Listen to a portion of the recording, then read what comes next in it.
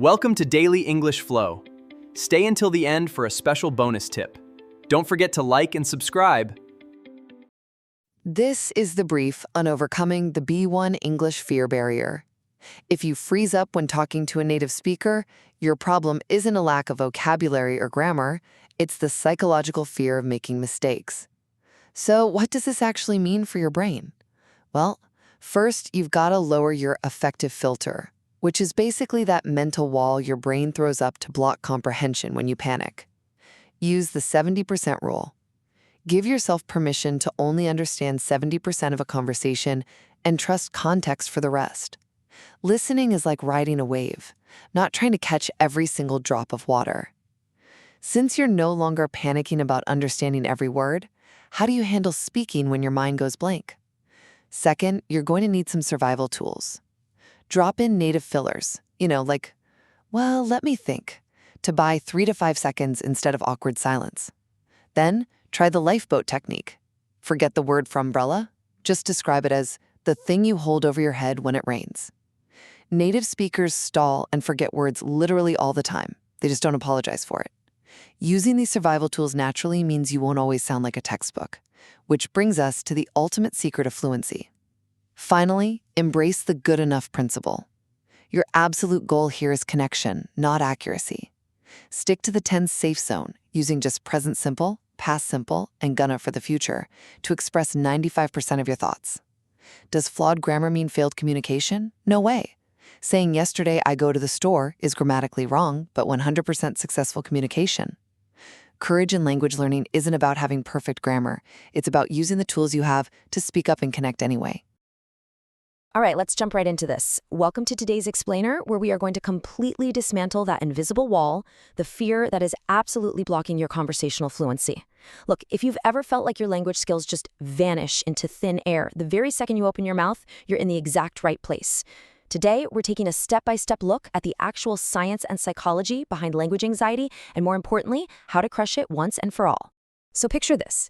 Have you ever been talking to a native speaker and suddenly they ask you a question and your mind just goes totally, utterly blank? I mean, you know the vocabulary, right? You've studied the grammar for years. But in that high-stress, visceral moment, it's like a spotlight hits you. Your heart races, your throat gets tight, and you start desperately translating every single word in your head. You stutter, you apologize, and honestly, you just kind of wish the floor would open up and swallow you whole. Well, that deeply frustrating experience actually has a name. It's called the B1 fear barrier. And here is the brutal truth that no textbook is ever going to tell you. At the intermediate level, the B1 level, your English is already good enough to communicate. You already have the bricks and the mortar. What that means is the only actual barrier to your fluency isn't a lack of grammar rules or vocab words. It is 100% your mindset. It's simply the fear of making a mistake, sounding foolish, or being judged. In this journey, we all face a pretty distinct choice. You can be the fearful student, totally paralyzed by this habit of striving for perfect academic accuracy. Freezing up, apologizing constantly, obsessing over every little detail. Or you can become our ultimate goal, the fearless student. These are the learners who use tools like a lifeboat to rescue a messy sentence. They prioritize actual human connection, and they just keep moving forward. Connection over perfection. That is absolutely our guiding principle for this explainer. Section 1, lowering the affective filter. The science of listening panic. Let's look at the underlying biological reason why fear makes our minds go blank when someone else starts speaking. It really all comes down to what linguists call the affective filter. When you're terrified of speaking, just listening becomes this massive high-stress activity. Your brain literally enters fight or flight mode. When that affective filter is sky high because you're scared, it physically blocks the language input from ever reaching your brain's comprehension center. You start panicking if you miss even a single word. So to speak without fear, you've got to learn how to listen without panic first. To lower that filter, I want you to embrace a wildly liberating concept. The 70% rule. Right now, I'm giving you full permission to only understand 70% of what is being said to you. Seriously, do not freeze when you miss a word. Just let it wash over you and trust that the context of that remaining 70% will fill in the blanks. By just removing that immense pressure to be 100% perfect, your affective filter drops and your brain actually starts processing the language so much faster. Building on that, we've got 3 actionable, fearless listening strategies. We just talked about the 70% rule. Next up is predictive listening. Look, conversations are highly predictable. If someone says, "I went to the restaurant, but," you can actively anticipate a complaint is coming, right? Predicting outcomes buys your brain super valuable processing time. Finally, the active nod. Fear makes us shrink. Instead of shrinking, physically project confidence, take up space, maintain soft eye contact, and nod. That physical act sends direct biofeedback to your brain that you are safe. It lowers your heart rate and stops that translation panic dead in its tracks. Section 2. The art of fearless expression, rewiring your output. Now that we've tackled listening panic, let's shift gears to speaking with conviction rather than trying to speak without mistakes. Welcome to your Fearless Speaking Toolkit. First up, we have the island. When you feel yourself drowning in a sea of complex grammar, swim to a pre-memorized, highly confident phrase like, "to be honest with you." It completely resets your anxiety and gives your brain a quick 3-second vacation. Next, native fillers.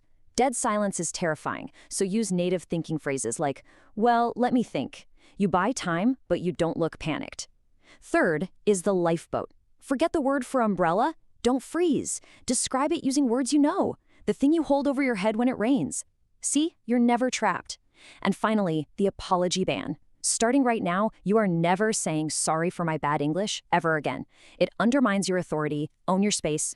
Another incredibly powerful tool for your output is anxiety scripting. Think about your absolute worst high anxiety scenario. Maybe it's ordering a complicated coffee or going through airport immigration. I want you to write out the exact dialogue for both yourself and the other person. By scripting out those fears in advance and literally visualizing yourself surviving the interaction, you wipe out the fear of the unknown. You're basically building a mental safety net for real-world interactions. And hey, to completely destroy that nasty habit of translating in your head, you've got to try the 5-minute brain dump. Set a timer and start writing. The rule is your hand cannot stop moving. Do not look up words. Do not check your grammar. This raw, unedited writing exercise forces your brain to completely abandon the translation process. It paves fresh neural pathways so you can generate language directly from your subconscious long before you even open your mouth. Section 3. Building vocal muscle memory, breaking physical tension.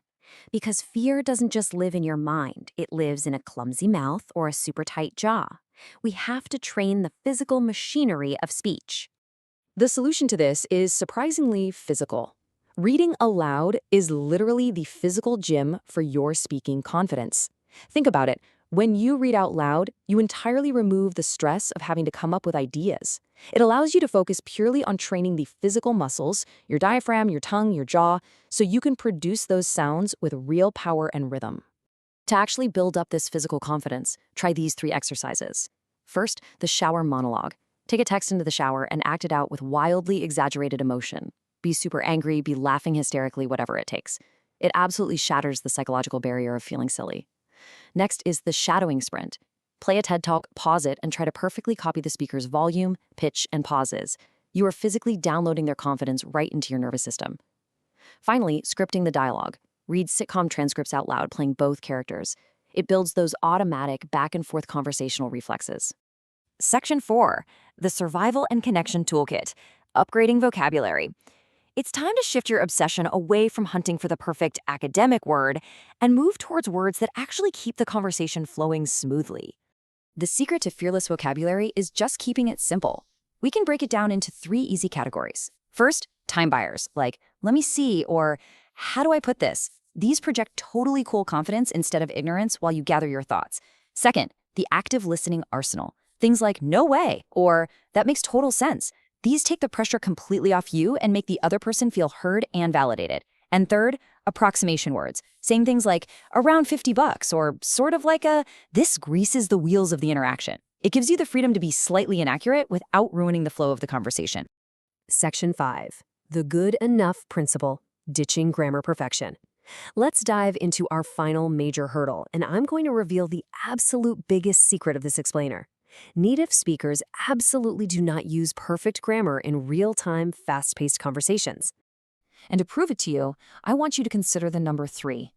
Did you know that you can successfully express roughly 95% of all human thoughts using just 3 simple tenses? We call this the tense safe zone. Whenever your anxiety spikes over some complicated grammar rule you can't remember, just retreat to this safe zone. Use the present simple for facts and routines, like I work in marketing. Use the past simple for telling stories. I went to Paris. And use the future with going to for your plans. I'm going to visit family. Just abandon the complex rules when you're stressed. Retreating to these 3 safe tenses instantly lowers your anxiety, proving once and for all that clarity is always, always better than complexity. Let's look at how to navigate a couple of the most common traps that make learners freeze up. Trap number 1 is the third-person S paralysis. Worrying so much about saying he works instead of he work that you actually pause and lose your whole train of thought. The fix? Just let it go. Native speakers swallow that S sound half the time anyway. Trap 2 is the perfect versus past simple trap. The quick fix here is to always default to the past simple. Just throw a time marker on it, like I went to Spain in 2019. It requires literally 0 mental gymnastics and sounds perfectly natural every single time. The ultimate rule you have to remember is this: communication over accuracy. Transferring an image or a thought or a feeling from your brain to someone else's brain, that is the only true goal of a conversation.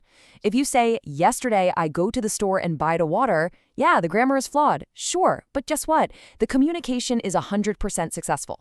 The listener knows exactly what you did. Do not ruin the vibe by stopping, blushing, and correcting yourself. Smile and just keep the story moving.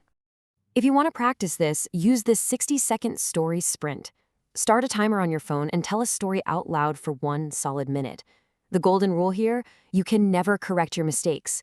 If you use the wrong tense, ignore it. Forget a preposition, keep going. This high-speed exercise forcibly trains your brain to keep a narrative moving forward, prioritizing momentum even when your B1 level grammar gets a little messy. I really want you to remember this fundamental truth. Grammar is a map, not a cage. Let that sink in for a second. It is there to help guide you, to help you find your way. It's not there to lock you up and punish you for taking a wrong turn. You've got to drop the mental red pen. When you speak, your grammar will be messy. It's going to be imperfect. And honestly, that is exactly how it is supposed to be. Which brings us to our final thought for today. Courage is not the absence of fear. It is speaking anyway. Your voice matters. The stories you have to tell, they matter. It is finally time to embrace your imperfection, deploy your lifeboats when you need them, and share your voice with the world. You have the tools now. You understand the science. So the only real question left is this: are you going to let fear silence you, or are you ready to finally connect? Picture this. You're standing face to face with a native English speaker. Right. The conversation is flowing, you're nodding along, the vibe is just, well, it's great. You're feeling confident. Exactly.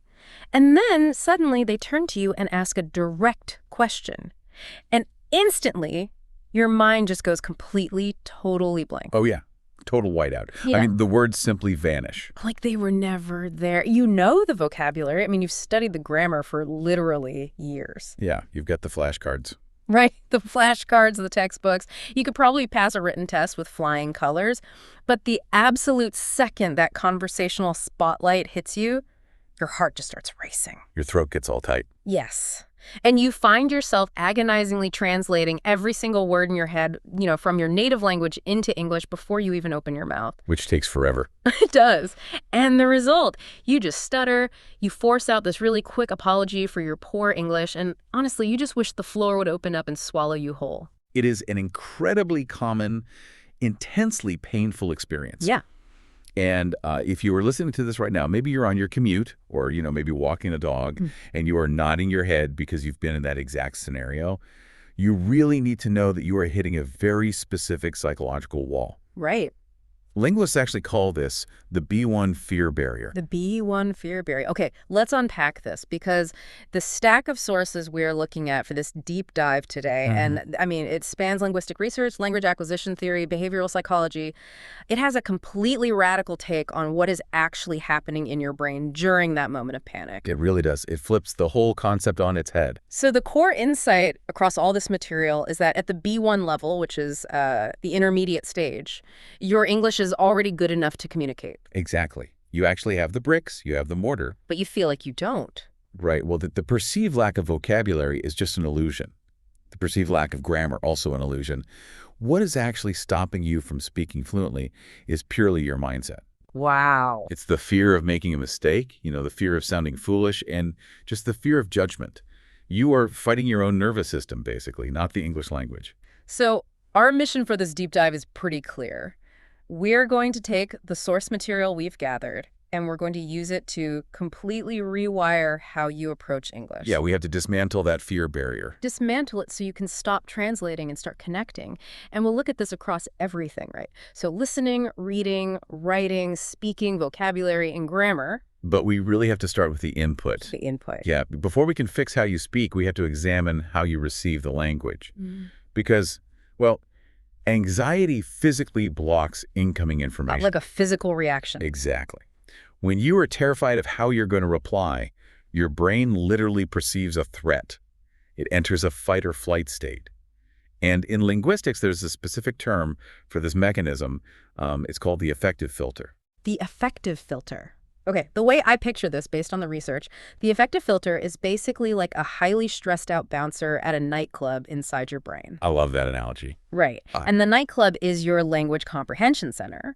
So when you start to panic, when cortisol floods your system because you're worried about sounding stupid, the bouncer just locks the heavy metal door. Yep, completely shut. No English vocabulary is getting in and no English vocabulary is getting out. So how do we get the bouncer to relax? Well, when your filter is high due to stress, the words just bounce right off. Yeah. You panic if you miss a single syllable, which of course only creates more stress, raising the filter even higher. A vicious cycle. Totally. So to speak without fear, you have to first learn to listen without panic.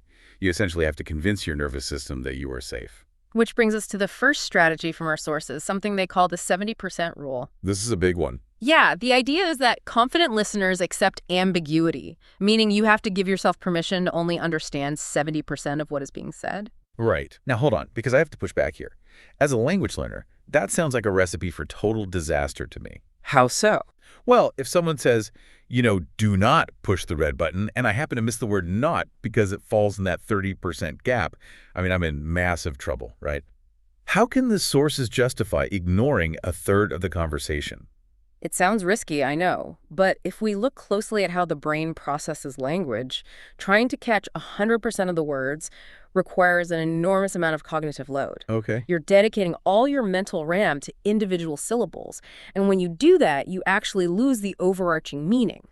Missing the forest for the trees. Exactly. Furthermore, native speakers miss words constantly in their own language. There's background noise, someone mumbles, a truck drives by. Yeah. But native speakers don't freeze when they miss a word. They just let the context fill in the blanks. Right. The strategy is to let the unknown word wash over you and just trust that the context of the 70% you did catch will reveal the core message. So in your red button scenario, the speaker's panicked tone of voice, their body language, the context of the whole situation will tell you not to push it, even if you miss the specific negative particle. That makes a lot of sense, actually. And by officially removing the pressure to achieve perfect comprehension, your affective filter drops. The bouncer unlocks the door, and your brain actually starts processing the English faster because it isn't paralyzed by anxiety. You stop fighting the current and just ride the wave. Beautifully put. And the sources pair that 70% rule with a concept called predictive listening. Yeah, this is fascinating. It's based on the idea that human conversations are highly formulaic. Like if a friend says, I went to the new Italian restaurant downtown, but your brain should instantly predict a complaint. Right, but the food was cold, or, but the service is terrible. Exactly. If you actively guess the trajectory of their sentence while they're still speaking, you buy your brain valuable seconds to formulate a calm reply. You are essentially staying one step ahead of the input. And there is also a physical, biological element to this listening process, right? The sources talk about the active nod. Oh, yes. Because when fear hits us, our biological instinct is to shrink down. To avoid eye contact. Yeah, to become invisible, so the predator, in this case, the native speaker, doesn't notice us. Right, please don't look at me. Exactly. But if you force yourself to maintain soft eye contact, nod slowly, and just take up physical space, your brain receives biofeedback. Biofeedback. Yeah, it travels through your vagus nerve, signaling to your central nervous system that you are not under attack. It physically lowers your heart rate and stops that translation panic. You are hacking your own biology to keep the language center open. Okay, so the input is flowing, the bouncer is relaxed, but what happens when the fear is literally trapped in your physical body? What do you mean? Well, even if I understand the native speaker perfectly, sometimes my jaw still feels tight, my vocal cords feel clumsy, and my breathing is restricted. Yeah. That requires a physical workout. The sources emphasize that reading aloud is the ultimate gym for your vocal muscles. A vocal gym. Right, because when you try to speak a foreign language, your mouth is literally trying to produce phones and vowel sounds it hasn't really practiced. It feels clumsy because the physical muscles of your mouth, tongue, and diaphragm, they just haven't built the necessary memory. So when you read out loud, you completely remove the heavy cognitive burden of having to invent the ideas yourself. Exactly. You aren't desperately searching for vocabulary or, translating thoughts. The words are provided for you on the page, so you can dedicate 100% of your energy to the physical mechanics of speaking with rhythm and power. The sources outline a few specific routines for this physical gym, actually. The first is the shower monologue. I love this one. Yeah, you take a book or a transcript into the shower or maybe your car during a commute, and you just act it out with exaggerated emotion. Like you're in a play. Totally. If it's an angry character, you raise your voice. Yeah. If it's a joke, you force a laugh. By playing a character, you break the deeply ingrained psychological habit of being the shy, hesitant language student. You're giving your vocal cords permission to project confidence, even if it feels theatrical at first. And for an even deeper workout, there's the shadowing sprint. Oh, yeah. You take a video of a highly confident native speaker, a TED Talk, an actor in an interview, just someone whose presence you admire. You play a single sentence, pause the video, and repeat it back exactly as they said it. Matching their exact tone. You match their volume, you match their specific pauses, you mimic their pitch. If you do that for 10 minutes a day, you are essentially downloading their confident cadence directly into your nervous system. Wow. By the time you get into a real-world conversation, your mouth has already built the physical muscle memory of that confident posture. The sources also suggest scripting the dialogue, which involves taking a transcript from a sitcom and reading both characters' lines out loud. Yeah, playing both parts. Right. The goal here is to build subconscious conversational reflexes. You get your mouth used to the natural, sort of chaotic ping-pong rhythm of real speech. The interruptions, the short fragments like, yeah, totally, or yeah, no way. Exactly. So we've addressed the incoming flow of language, and we've conditioned the physical muscles. But I think the most significant barrier for a B1 learner happens internally. Yes, it is the voice inside your head. The internal translator. The architect in your brain that insists on drafting a perfect, flawless blueprint of a sentence in your native language before it allows you to start converting it to English. That bottleneck is what causes those agonizing silences. So how do we bypass that mental roadblock? Well, what's fascinating here is, according to the sources, at the intermediate level, the most effective tool to bypass the internal translator is writing. Writing. Yeah, but we need to redefine what writing means in this context. We're not talking about writing formal essays to pass a grammar exam. Right, it's a psychological tool. Writing gives you a low-stress environment to practice the literal act of thinking in English. Exactly. You're paving new neural pathways, Yeah. laying down the tracks before the train ever leaves the station. And the flagship exercise for this is the 5-minute brain dump. Every single morning, you set a timer for exactly 5 minutes, you open a notebook, and you just write your stream of consciousness in English. But there is one non-negotiable rule. You cannot stop your hand from moving. Never stop the hand. Yeah. If you don't know a word, you just draw a circle or you write the word in your native language and keep going. You absolutely do not open a dictionary. And you do not stop to check if your verb tenses are correct. But, I can imagine someone listening to this right now thinking, if I just write down broken grammar and fragmented sentences for 5 straight minutes, won't I permanently wire bad habits into my brain? Won't I fossilize those errors? It's a very valid fear, but it really misunderstands the goal of the exercise. The purpose of the brain dump is not accuracy. It's momentum. It is momentum. When you force your hand to keep moving, you are literally starving your brain's internal translation center of the time it needs to function. Because the translator requires pauses. Exactly. The translator requires pauses to search for native equivalents. By removing the pause, you force the brain to bypass the native language entirely and pull directly from the English subconscious. Oh, that makes sense. You are training the brain to realize that flow is more critical than perfection. And you can even direct that momentum toward your specific real-world fears using a technique the sources call anxiety scripting. I love this technique. Yeah, you sit down and write out the exact word-for-word script for the scenario that gives you the most anxiety. Take the classic example of ordering a complex coffee in a loud, crowded cafe. Terrifying! Right. You script out what the barista will say. Hey, what can I get started for you? And you script your exact response. Hi, can I get a large oat milk latte, please? So by visualizing the environment and pre-writing the interaction, you eliminate the variable of the unknown. Right. When you actually step up to that counter, your brain experiences a sense of déjà vu. It feels like it has already survived the encounter, which keeps the affective filter completely relaxed. And to further close the gap between your written mind and your spoken voice, the sources recommend conversational journaling. Yes, this is key. Instead of writing Dear Diary entries with academic structure, you write to an imaginary friend. You use fragments. You heavily use contractions like I'm and can't. You start sentences with casual transitions like, anyway, or so guess what happened? Because when your written voice perfectly matches your spoken voice, the words are already queued up and waiting for you when you open your mouth in public. Exactly. Okay, so let's put this all together and step into the real world. You've relaxed your listening, you've lowered the bouncer's guard, you've trained your physical vocal cords through shadowing, you've starved the mental translator through brain dumps. Now you are face-to-face with a native speaker. The spotlight is on. The spotlight is on. What exact linguistic tools do you pull out of your pocket? We need to dive into the survival and connection toolkit.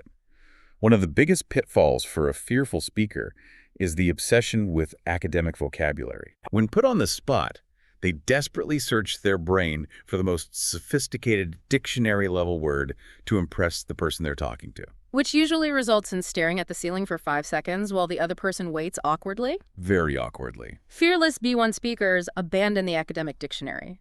They rely on fluid, functional words that grease the wheels of the interaction. For example, time buyers. Time buyers are absolutely essential. Phrases like, let me see, or how do I put this, or it's on the tip of my tongue. You know, I always used to avoid phrases like that because I thought they made me look incompetent, like I was admitting I didn't know the language. Right, a lot of people feel that way. But the research suggests it does the exact opposite. It really does. It signals total conversational control.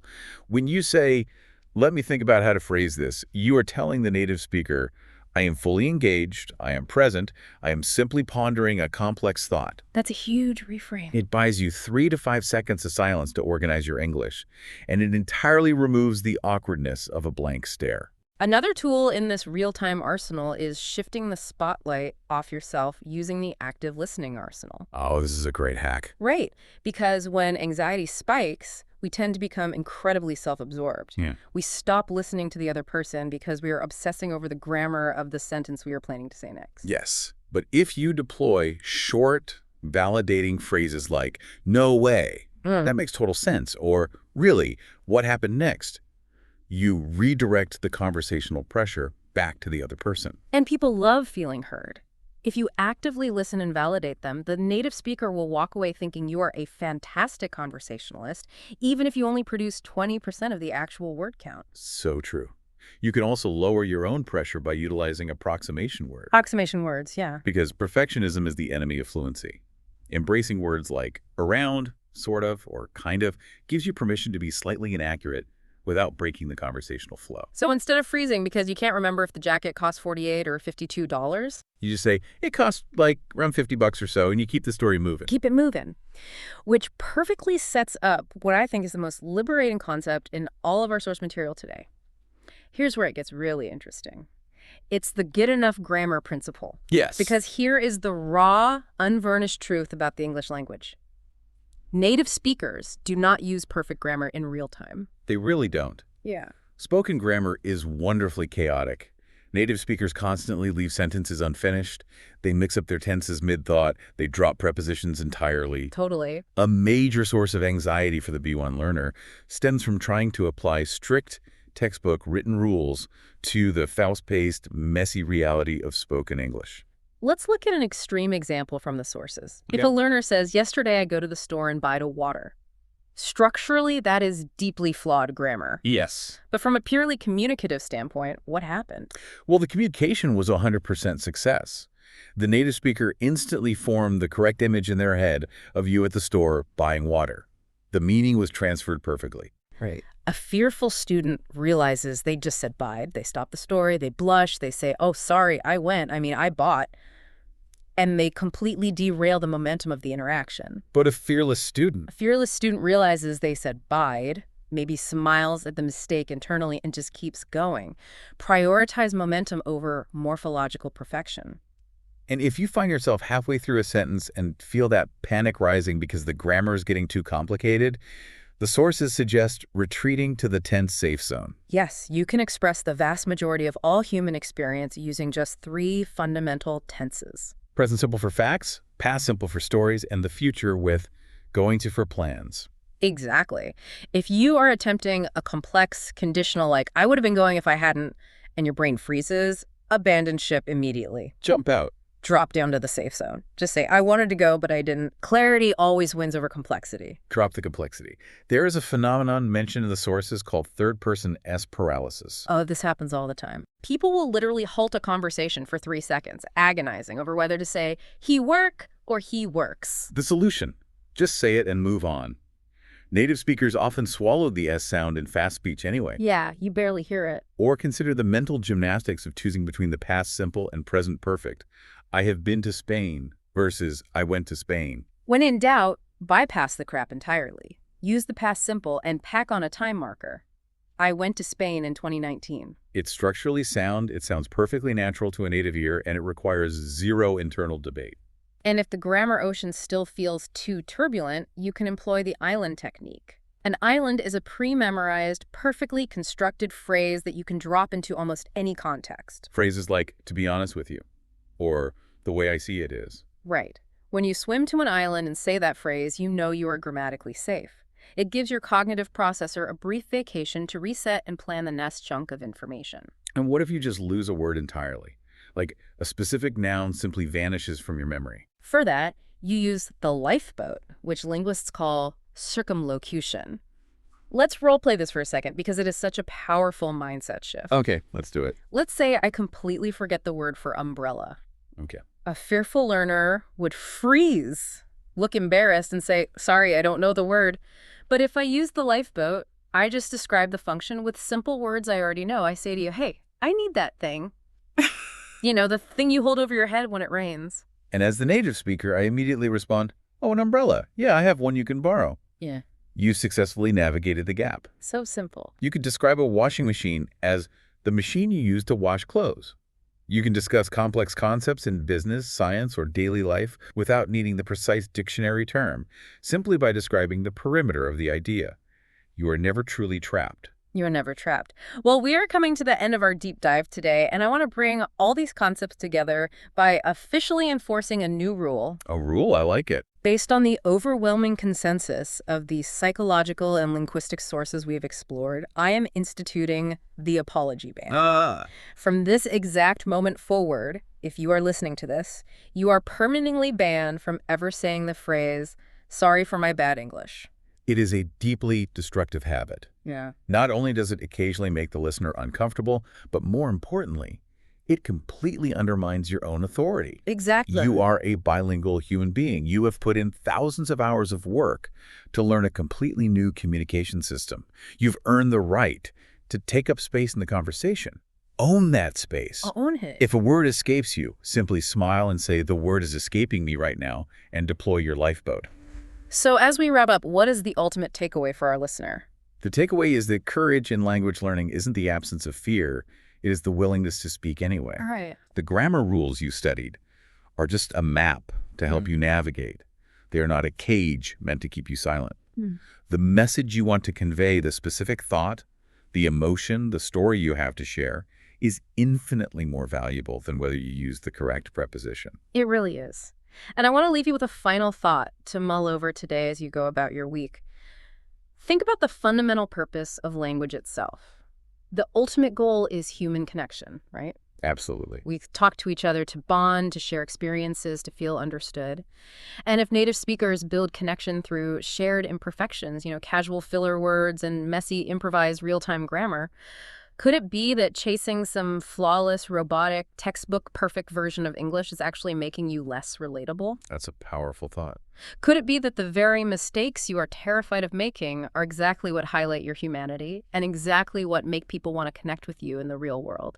Next time you are standing face-to-face with a native speaker and that bouncer in your brain tries to lock the heavy metal door, just remember that they aren't looking for perfection, they're just looking for you.